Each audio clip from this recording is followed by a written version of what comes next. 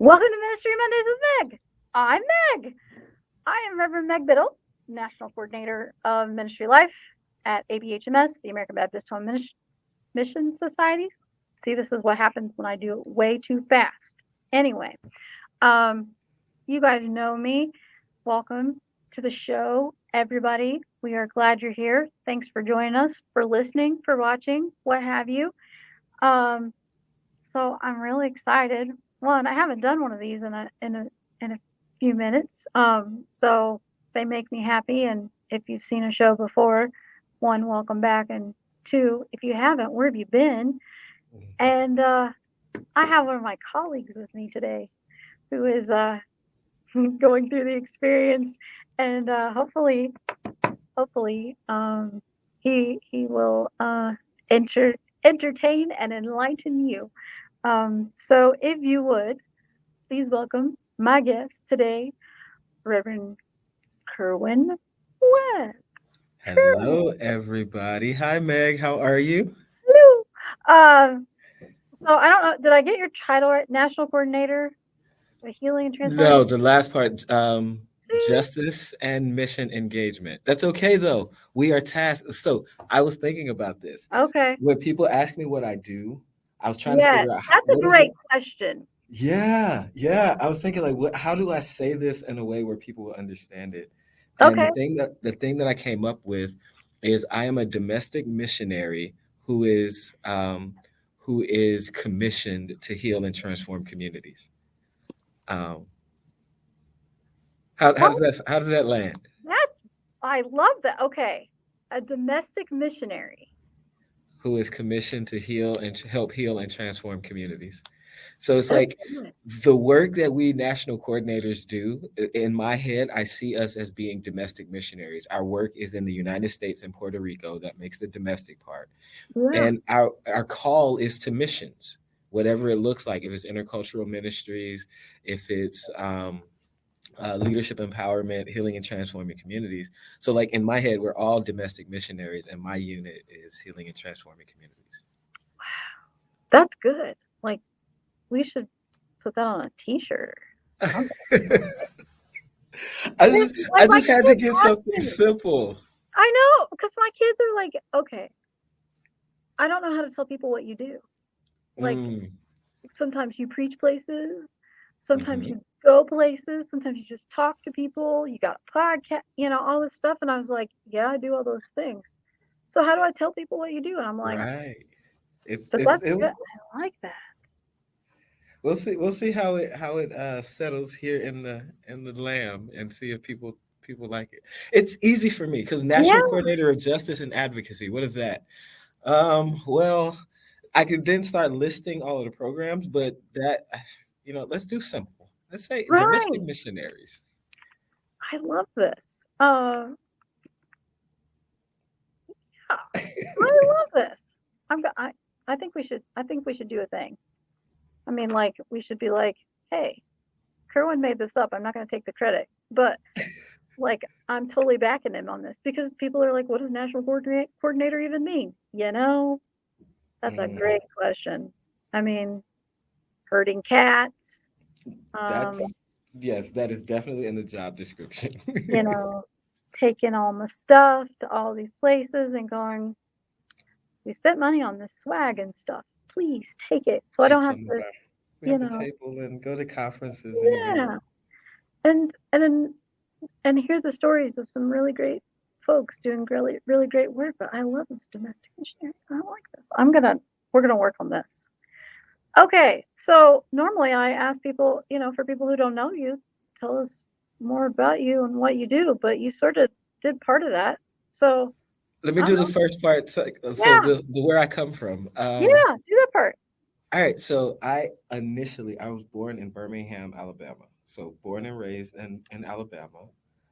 Went to high school, went to Alabama State University in Montgomery, an HBCU, and I left Alabama as quick as I could, because when you grow up in a place, you tend to think that the world, or I tended to think that the world was so much better outside of that. And so when Mm-hmm. I graduated from undergrad, I moved, um, starting my life in really wasn't totally listening to the voice of God. Like I heard God out there, right? Um, but as far as, yeah, God, do you want me to do that? I'm not ready yet, so I'll keep going this way. That was kind of my life for a little while, until I had what I categorize as an early midlife crisis. I was 25 or 26, and some significant relationships deteriorated. Some things changed in my life, and I remember this crying out to God, "Hey, what you've got to have more for my life than this." And so, whatever you want me to do, I'll do. Wherever you want me to go, I'll go. And wouldn't you know that God like took me up on that and sent me away from Alabama and sent me all the way to New Jersey, to this place that I had never thought about going. And that's where my life really started. Wow. From Alabama to New Jersey. Mm-hmm. I mean, I get it. Like I grew up in Indiana, and one of the best things about growing up in Indiana was leaving. I mean, not that it's terrible, but also it's like this. You're limited. Yeah, you really are. And diversity? Nope, not really. Yeah. Not really. I mean, I grew up in the middle of a cornfield, so yeah, no. It did. Mm-hmm. Okay, so God takes How you to. how often do you go back? Okay, well, I just went back last week because my dad was ill, but what if I go once a year? That's a lot. Okay. My family is still there, and that's terrible. But also, I just don't have that like I need to go back kind of like I don't I don't I don't miss. But it's also different when you're because before I did this, I was a pastor. So, So you couldn't go yeah, your and holidays were all spoken for, yeah. So I pastored 2 different churches. So that was, and yeah, here I could make it, but then you got I got the kids and you got the There's a lot of logistics uh-huh. that go into taking a Yeah. trip. Yeah. So do you go back to Alabama? I try to get back twice or three times a year, Oh. primarily because my nephews are still relatively young. Xavion is 20, Carter is 15, and Jackson is 9. Okay. Yeah, Okay. sort of spaced out some. And so I try to get back there so that I don't miss all of them growing up. And it's usually a pretty good time. I usually spend a couple of days there and hang out with the boys and my brother. My brother is secondary to my nephews. I get that. My brother, hi Matt, if you're watching, is also has 4 kids, and I like them better than my brother. I mean, Matt, I love you, I do, but We got to Mackenzie, prioritize here. yeah, yep, yeah, but I get it, I do, and I think they get it too. Maybe if they don't, they'll call us, whatever. So you've been in Jersey all this time, then? Been in Jersey since 2013. Okay. Hurricane Sandy is what I came. I came from Alabama to New Jersey to help repair from Hurricane Sandy. Okay. And my assignment was 10 months. 10 months as a volunteer with AmeriCorps. And I was certain that I was going back home after 10 months. And my mom used to tell me, we make plans and God will laugh. And that's kind of what happened. Right. Right. I mean, God has to have a sense of humor, honestly. I mean, come on. So you were okay. I went out to Jersey after the hurricane and worked with some of the people at AmeriCorps at the Jersey Shore is where I went, but I didn't stay obviously for 10 months. We were just there with the kids, like a youth group. We took a youth group from the church to go out and clean off the beach over and over again. But so you went with AmeriCorps, were there for 10 months. 10 months. 10 months that has turned into 10 years. This is 10 years this year. 10 years. Okay. So did you stay with AmeriCorps all the time? No, no, no, Okay.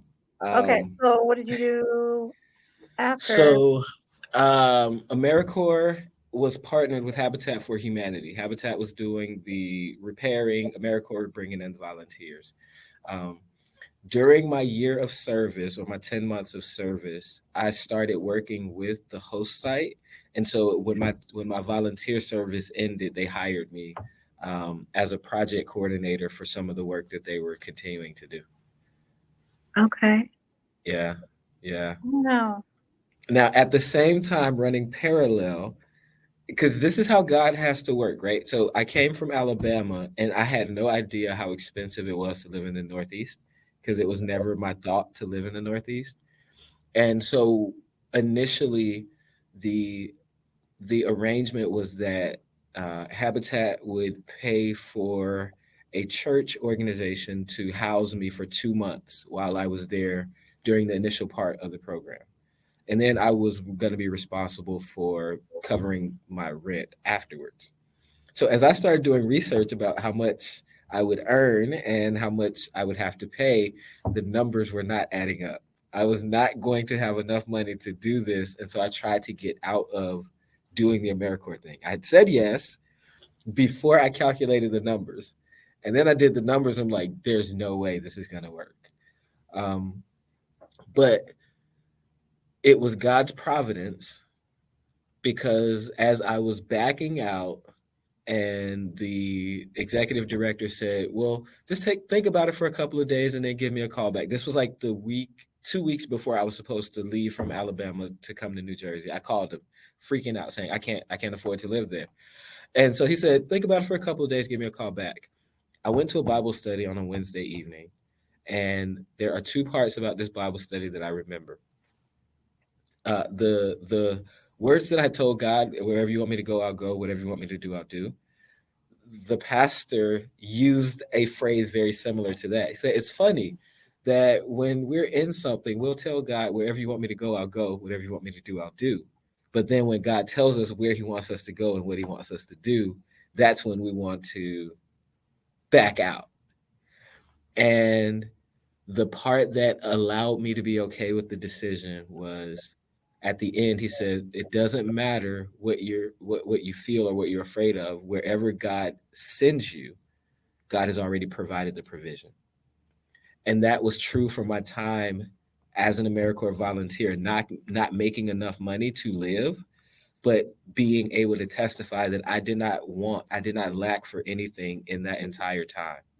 And so that helped me to realize that God did call me to this crazy place called New Jersey, and that God was preparing me for something bigger in this faith walk.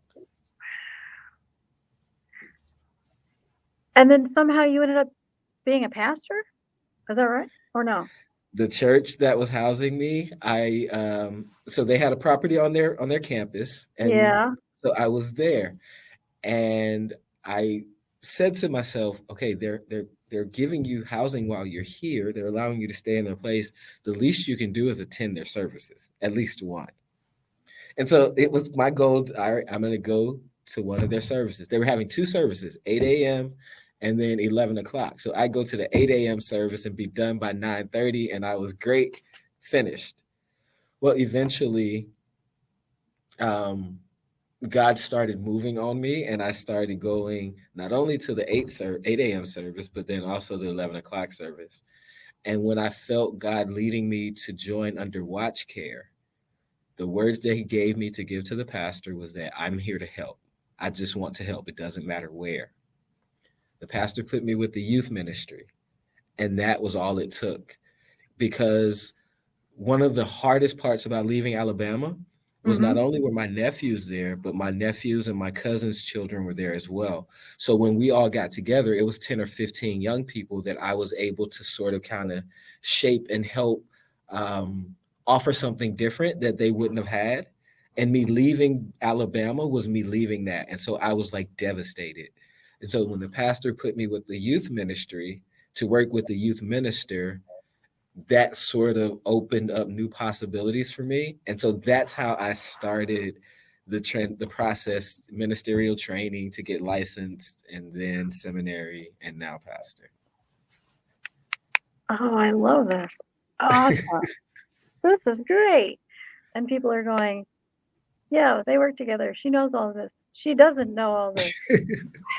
No, Most that's people don't know any of this because I'm fairly new with home mission societies. And so for those who are watching, that's why Meg is it's like, huh, okay, she's learning some new things to I today. know. Yeah, she is because yeah, because it's not like we sit around at lunch Right. or anything and go, so here's where I was and where I went, and this is how God called me. I mean, occasionally you get those stories, but they're all in more like the larger group. But we don't Mhm. get like this kind of um but it's I think it's awesome to to hear how God moves in people's lives and goes, yeah, God does provide.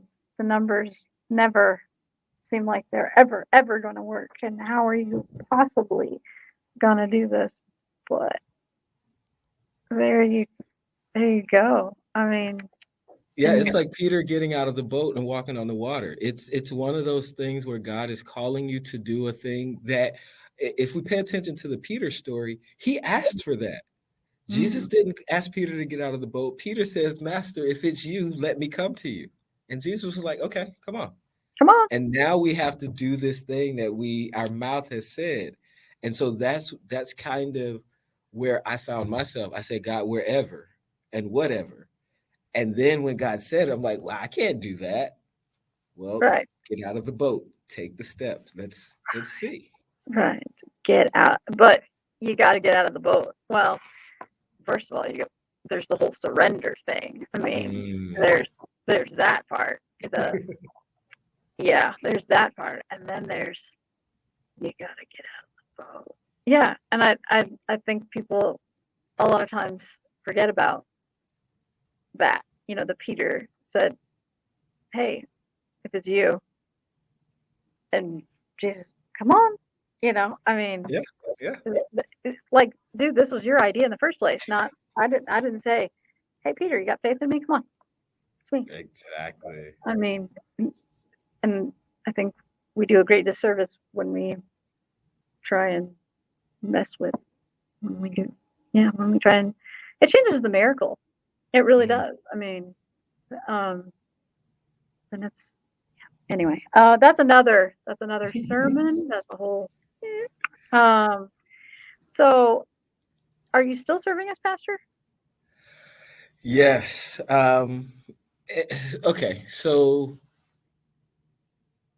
I'm all kind of weird, and I've not boxes don't work for me.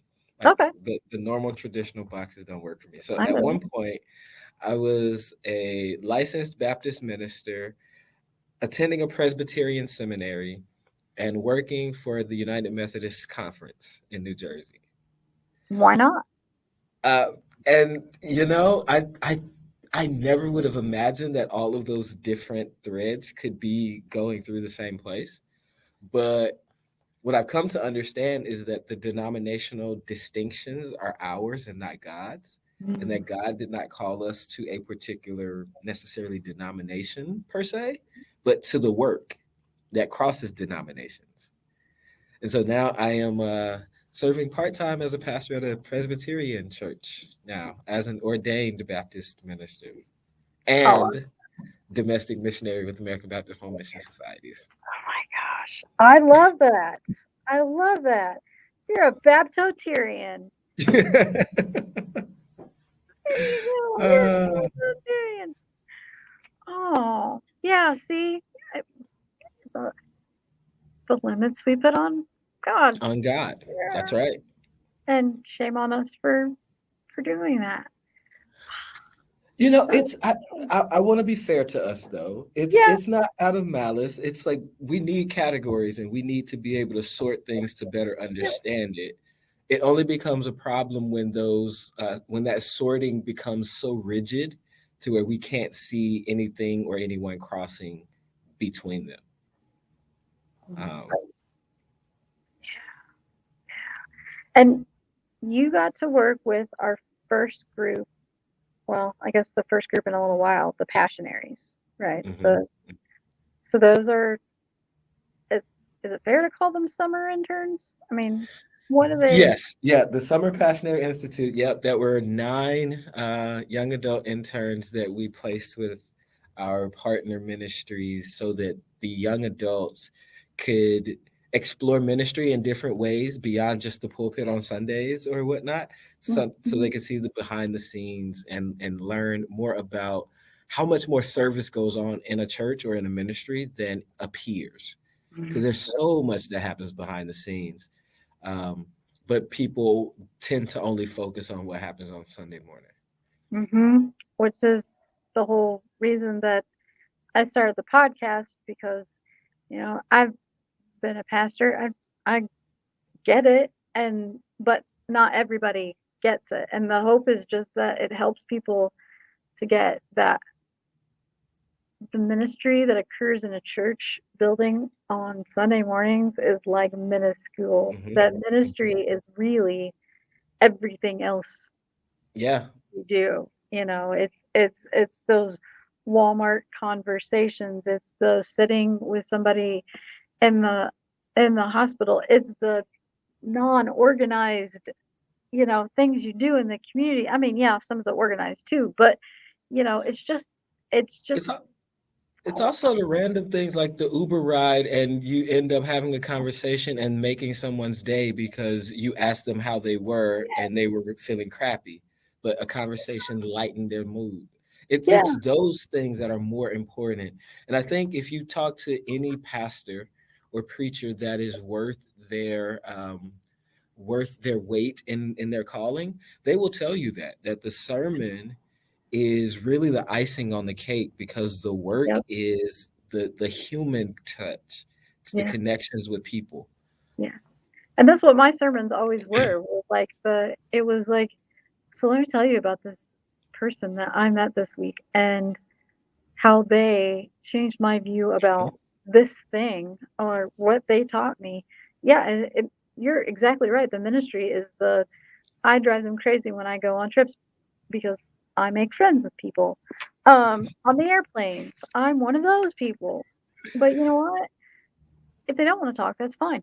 But I find that the majority of the time, they actually People, don't need me to talk. They just need me to listen. I yep. mean, really. And whether it's the little old lady who is sitting next to me and still in grief and says, tell them, that they do a great job when they take care of you at the funeral and the right after, but the year later, they've forgotten Mhm. about you, that my grief didn't end. Will you tell them that? It's those people. It's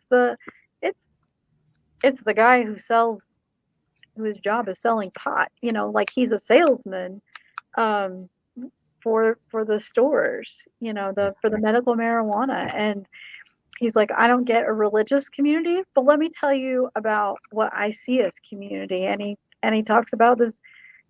He goes mudding, and they've got this group, and when somebody gets stuck in the mud, They they go just get them. get on this group, give them their coordinates, and strangers come and pull them out of the mud. And he's like, Wow, that's community. And I was like, yes, that's community. He's like, so I don't do the God community, but this is how. I was like, no, no, that exactly. And is that's the why I God talk to community. people on planes and everywhere else. I mean, Yeah. because yeah, So you said a word that's interesting to me, and I've asked people this question, and some people it stumps them. what's up? How do you define community? And like what makes the difference whether someone is in or out? Mm. I feel like it's a choice, first of all. Okay. Like you can choose, like you can just be that shut down person that lives inside themselves and say, I don't want anything to do with anyone. I'm just surviving Hmm. kind of thing. I think community is whatever you make it, is Okay. really what it is, what I it's a group of people. I mean, yeah, I tend to think of community as in faith community, community group, your school group, your these, but I don't know. I think it is the people that we say, I'm with you. I'm a part of this. I'm let me do, let me be, and that it's a very fluid kind of thing. Like there's always room for more people in the community is how, but I'm sure you probably have a better definition. What you got? No, I don't have a better one. Okay. That was really good. It is. So the reason that I ask is a couple of friends of mine back in New Jersey, I floated the idea that, like, what would it mean if we built an intentional community Hmm. of people who choose to work together for a common purpose? And initially, when the person answered, he basically said, "Okay, everybody within my neighborhood is in the community." And I said, "Okay, so everybody that is geographically located in the same place, you would count them as community?" And he was like, "Well, I don't know." And I was like, "Wait, what do you mean? You said the geographical area." And so that's when it became the intentionality and contributing towards something. Mm. So the distinction between who would be in or out for me wouldn't be whether it was like a physical characteristic or anything, but it's, are you contributing towards the common goal of this group? Mm. Because if you're not, then I don't want you in because you're tearing it away. Mm. Yeah. So Dr. Hagray told me, so this was kind of how Ministry Mondays with Meg was born. He says, build a community. Mm. That was the only instruction I got. Build a community, not here's what I want it to look like, not just build a community. And so then you're going, great, yeah, I can do that.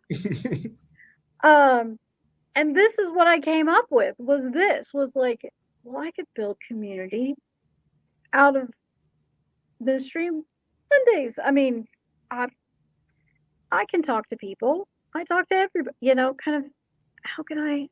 And so that's like what it's become is your episode 53. Every episode that comes before you, those people share it with their people, and their people share it with their people. And before you know it, like you've got people who watch it, people who've been on it, people, and that's the community. And that's the community. And so all connected in some way, whether they've seen it, whether they know me, whether they know my guest, whether they whatever. But that's my community. And cracks me up when you show up in places and people are wearing a t-shirt with your name on it.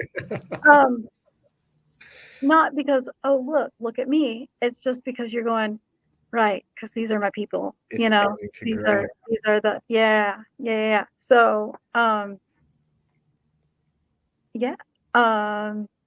that's where I go with it. But yeah, I mean the intentionality. You obviously you don't want somebody who's going to break it down, who's going to be a hindrance to what it is you're trying to accomplish. But it's a great question to ask people. How do you see community? And I can't imagine that you get two answers that would be that are the same. Yeah. Yeah. Nobody answers those. That's this because it's like based on what we've seen, what we understand it to be, and the need for it.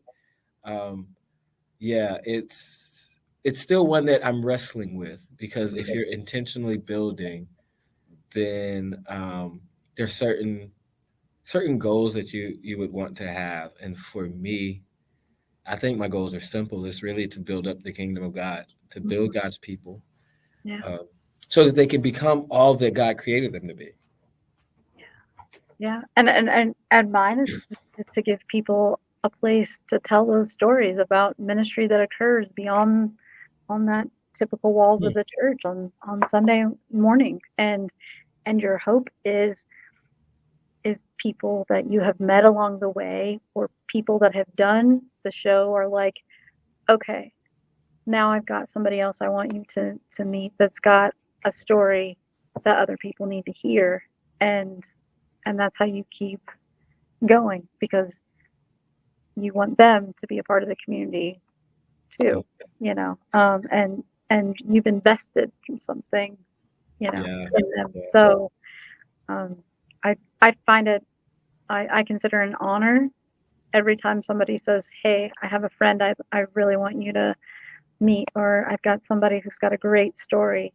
I mean, you're letting me into your life. You're telling me who you are. You're giving us a bigger picture. It really is. It's an honor to be able to do something like this. So I appreciate you and your willingness to go, okay, God, You're very welcome. I'll leave New Jersey. So what else do people need to know about you? Do you have pets? Do you have, are you a sports guy? Maybe we don't ask that. Maybe that's a part. So I'll say honestly, for the last 5 or 6 years, I've sort of been a hermit. I get that. And so I'm not a pets person, but people's pets like me. Huh.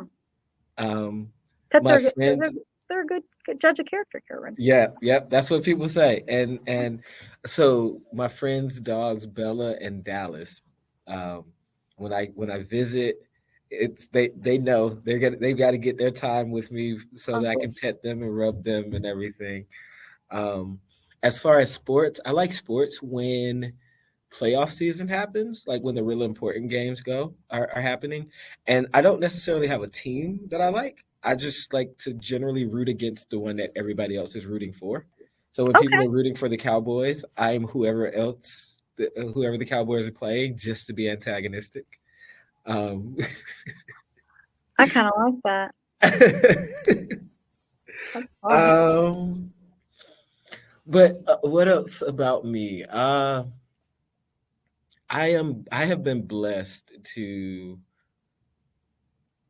learn how to activate my faith in such a way and trust God in such a way to where the scripture is right that God will give us the desires of our heart. Like the work that I do allows me to do the things that really light my fire, like my passions. I get to work with young people who are brilliant and amazing and just needs encouragement and platforms. And so God has allowed me to shape my life to where that is what I do in a lot of different ways, whether it's innovation in ministry, whether it's spiritual vocational discernment, whether it's just like training for different jobs or careers. I am able to like get to a place in people's head and say, okay, it's time for a paradigm shift. However your life is going up until this point, if you're not happy with it, it can change just like that. And then trying to help people walk towards greater possibilities and opportunities. And when the light bulb hits, when it's like, I never thought about it that way. And then you get to the why not? Like, why can't you do this? Why can't you be great? That's what brings me life. And that's it's such a blessing, because when I was a kid, I didn't think about being a doctor or a firefighter or a lawyer. Those things, they weren't my goals or desires as a career. Yeah. And I didn't know what it was, but I knew I went around helping people. I would go from place to place helping people. And so now this whole domestic missionary thing, it fits, because this is what I dreamed of as a kid, and God is allowing me to walk in it. That is so awesome. I love it. I love it. So wait, then I asked you the joy question then, or you answered the joy question without answering the joy question? Was that because like. I will give another one for the joy question, because Okay. I was staying away from it. Okay. All right then. So the joy question, think about everything you do. What brings you joy? brings me joy is seeing a smile on a child's face, especially a child who has struggled to get something and finally got it, and then that smile, or a child who's been disadvantaged, who haven't had opportunities, but then they are afforded an opportunity that just kind of takes the blinders off. But that smile and just the light that young people have, that brings me joy. 53 episodes. No two answers have ever been the same. I might have to quit when that happens. Awesome. That's a really great. Really, kids smiling and kids getting it and kids. Yeah, you're right. There's that and baby giggles. Those are like the best ever. The best things. That's like that for me. That's like why the internet was invented, so I could watch like baby giggles and people's animals just doing lovely things, usually involving babies. I have my own babies, but they're grown, so I just watch the animal videos and cute baby videos, and everything else is gravy. So, well, I'm grateful for you for going, I'll do it. I'll come on Ministry Mondays is big. And like with no prep, no or anything. Fantastic. I have been plotting for this, Meg. I've been waiting for this moment for a while. Oh my gosh. Why? I wanted to give the Passionaries opportunities first, but since, All right. Well, Passionaries, if you're watching, we're calling you out right now. Get a hold of Kerwin, get a hold of me, because, hello, we're waiting on you. Opportunities to share your giftings with the world. Exactly. So get a hold of us and let's give you a place to come and tell your story. And like, you don't have to be serious. It's not a job interview. Just come and be you. So Meg, let me ask you something if we have a few minutes. Go for it. You were a pastor. I was. A couple of highlights from your time as a pastor. What were some of the things that just sticks with you? Oh my gosh, nobody's ever turned this around as me stuff. Wow. So I did 41 funerals. And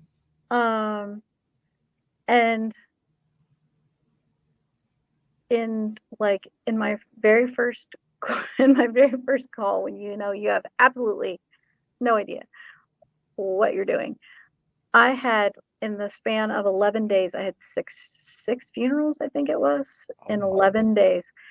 And as hard as that was, being brand new and having no idea what you're doing,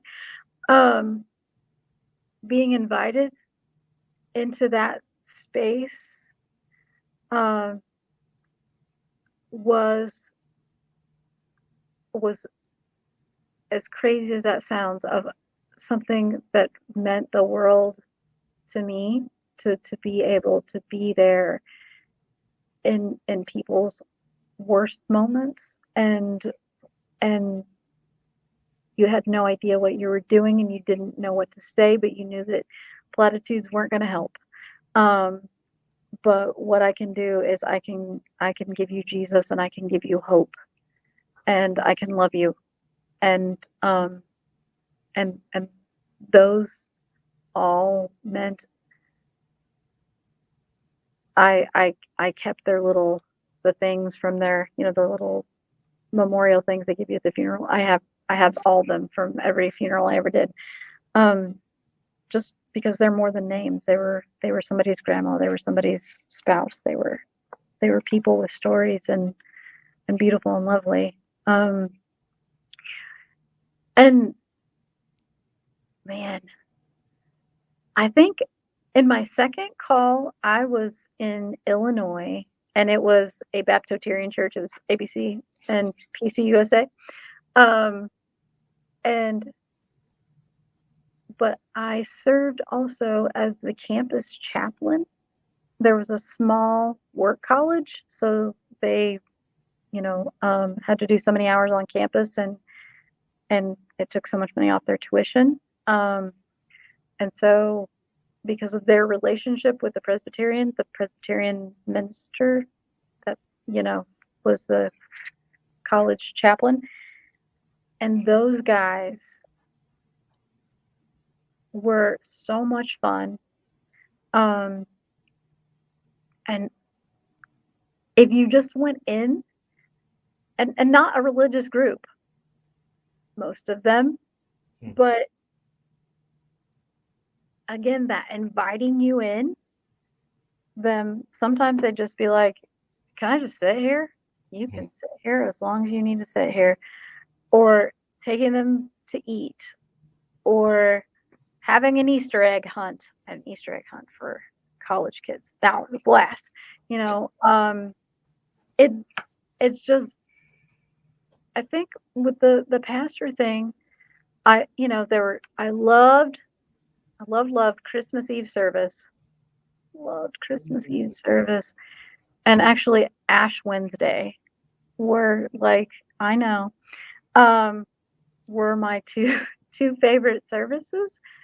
But I think more than anything was just that being invited into people's space more than anything was what meant the most to me.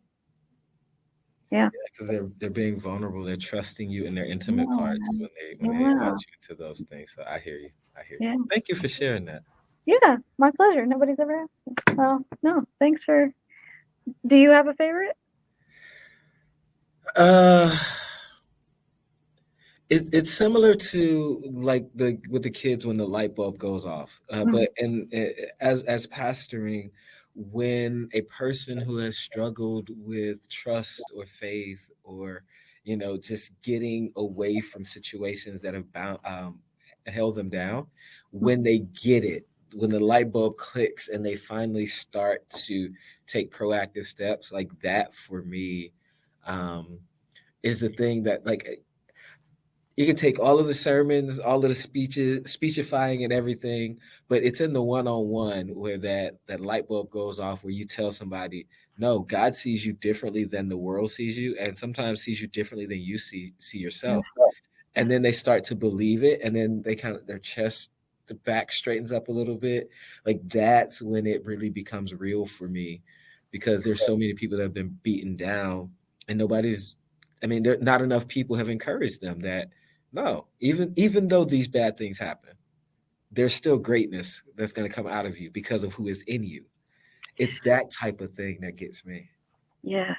When one of those high school kids that was friends with my kiddo, that came to church on a Wednesday, and sometimes all we did was play D&D and have pizza, or we had fondue, we had nights like that. But they didn't get that stuff at home. But when one of them trusted you enough to call you and say, hey, my friend is not okay, and I think we need the police or an ambulance to go and, it's people that let you in, like those things where you're just like, oh wow, but you trusted me enough to do that. Let me offer you one. The youth ministry that the pastor, when I came to New Jersey, that initially put me with, one of the young men that was in there, he was shy. He was like very smart, but like to himself. Years later, he was a sophomore in undergrad, and he called me one day. And every now and then we would text, but calling me he didn't normally do. And so, but he called me one day, and I answered the phone. He was like, "Look, I'm having a conversation with a friend of mine, and it's a Bible question." And I was like, "I know the perfect person to call." And so the fact that he in college with his friends was like, no, I'm going to call somebody that can help us with this. That blew my mind and made me feel good all at the same time. Because it had been years since I had been his Sunday school teacher. But the impression that was made was like, nah, you're saying this. This is what I see and what I believe. Let's ask somebody how to really look at this. That was great. And did you do like a happy dance when you hung up the phone? Because like I would have been like, I did, because you think that by the time they're out of high school and they're going to college, they're probably not even having these conversations. But yeah, on a but college they campus, are. yes. But they are. Yeah. See, yeah, and that's what ministry is. That's why the preaching is gravy. It's really it's gravy, or it's chocolate sauce on your ice cream, whatever you want to call it. But it's all the other stuff. It It's really relationship development. it is that just or they just let you, or when they finally let you in, even if it happens years later. And how cool is that he called you and said, Yeah. what great. Yeah, see, this is why I do this, is because this is because how else are we going to get these stories? How else are people going to hear this and go, this is why you still show up to church. This is why you still be a part of a community. This is why it still matters, because people still matter. Yep. Faith comes by hearing, and hearing by the word of God. And so thank you for this platform to allow the word of God and the witness of God's people to go forth. Thank you, Meg. Yeah, my pleasure. Thank you. Thank you for being an awesome guest. And thanks for everyone who tunes in, watches, listens. Let's see, we're here Mondays, usually 11 a.m. Eastern Time. It's on Spotify, Apple. We're on YouTube's Ministry Mondays. You got to put the with Meg in there, because apparently other people do Ministry Mondays, whatever. And if you know somebody who's got a story that needs to be told, and you know Kerwin, reach out to Kerwin, reach out to me. We're our names, Megan.Biddle and Kerwin.Webb, right? At abhms.org. I forget, I just do it automatically. At abhms.org, and shoot us an email, let us know, and we'd love to hear your stories. And if I can, Meg, everybody register for the upcoming Justice Dialogues, October the 25th. It's on mental health and wellness. If you would, yeah, you can talk a little bit more about it, but if you would send me it, and I'll put it in the show notes so that we can get that out there. So it's when? October the 25th, 1 p.m. It's going to be online virtually. So you can go to the ABHMS website or the show notes and register for it. Dr. Williams from Pathways to Promise, George Williams from Pathways to Promise, will be the lead speaker. Curtis Ramsey Lucas, the editor of Christian Citizen, is going to be interviewing him as we delve into the topic of mental health and wellness, which is so important. Yeah. So important. And it's free, folks. So it absolutely is. Free resource for you. So I'll put ABHMS's website in the show notes. We could put a little promo in there, all that fun stuff. And please, folks, just take advantage.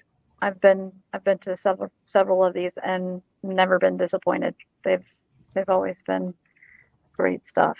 So thank you again, Kerwin, for doing this. I so very much appreciate it. You're very welcome. Have a wonderful day, Meg, and bye, everybody.